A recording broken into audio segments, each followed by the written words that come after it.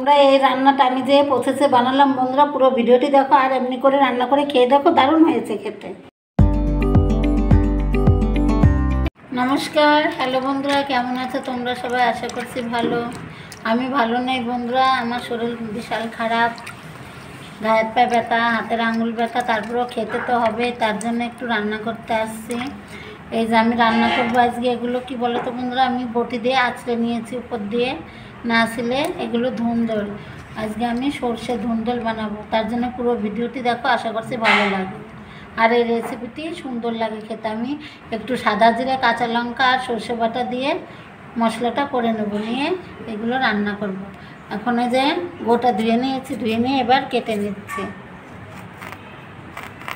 একদম কচি আছে দেখো বন্ধুরা। এর ভিতরতে আর এক পালে দিয়ে ডুমো ডুমো করে কেটে নেব। তোমরা যেরকম সাইজ পছন্দ করো সেইভাবে কেটে নেবে। আমি এই যে এমন করে সমস্তটা কেটে নিয়ে আবার তোমাদের সঙ্গে ফেরত আসছে। এগুলো সুন্দরভাবে ডুমো করে কেটে নিয়েছি, এবার রান্না করব। কড়াই বসিয়ে দিয়েছি, তেল গরম হয়ে গেছে। এই যে মশলাটাও করে নিয়েছি, এখানে সাদা জিরে আর কাঁচা লঙ্কা আর আছে একটু কালো সরিষা আমি বেটে নিয়েছি। দেখো তেলের ভিতর দিয়ে দিচ্ছি তেজপাতা,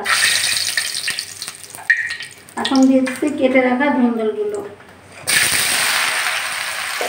মতো লবণ,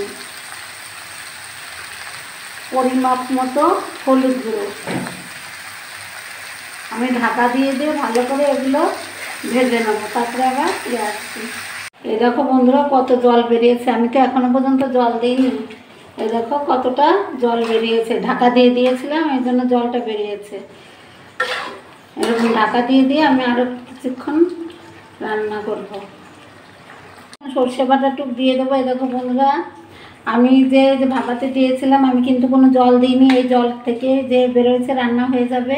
এর ভিতরে আমি বেটে রাখা সর্ষেটা দিয়ে দিচ্ছি, কাঁচা লঙ্কা, সাদা জিরা, কালো সর্ষে।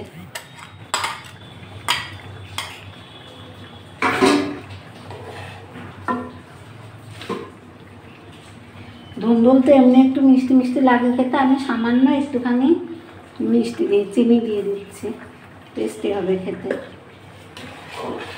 আমি আরও 3-4 মিনিট ফুটিয়ে নেব। আমাদের যে সর্ষে ধুন্দুল একদম কমপ্লিট হয়ে গেছে রান্না করা, চুলাটা বন্ধ করে দিচ্ছি। কি সুন্দর একটা গন্ধ বেরিয়েছে বন্ধুরা। আর এই রান্নাটা এভাবে করে খেলে ভীষণই টেস্টি হয়। আমি একটা প্লেটে ঢেলে নিচ্ছি। তো বন্ধুরা, এই যে সর্ষে ধুন্দুল রান্না করাটা কেমন লেগেছে তোমাদের কাছে প্লিজ কমেন্ট করে জানিও, ভালো লাগলে লাইক করে দিও।